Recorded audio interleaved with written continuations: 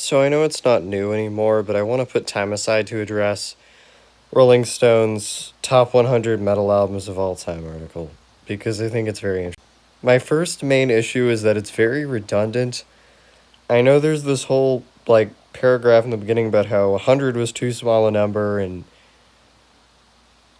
how all the albums they cut, for whatever reason they cut them. I'll get to that later, but,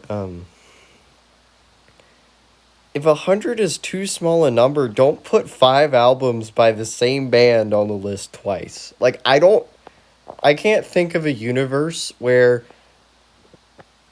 Kill 'Em All is better. The 5th best Metallica album is better than every album hundreds of bands ever made.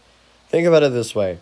Kill 'Em All, the 5th best Metallica album, in my humble opinion, and in Rolling Stone's opinion, is better than every Testament album, every Sepultura album, every Candlemass album, every Amon Amarth album, every Trivium album, every Poison the Well album, every Killswitch album, every Fear Factory. The list goes on and on and on, and it's just really interesting. There's kind of a dearth of industrial metal on this list. I'm not a huge, industrial head or whatever, but it feels bizarre. There's not nearly enough Melodeath. There's no In Flames. No In Flames is crazy. Some of this stuff might be taste differences, but there's just all this weird music on it that made the list that I just feel like none of that stuff is really important. And maybe there's people who care about it, so prove me wrong, but Sun O, really? Do we need Sun O and Naked City and whatever? Just Deaf Heaven? Really? I don't know.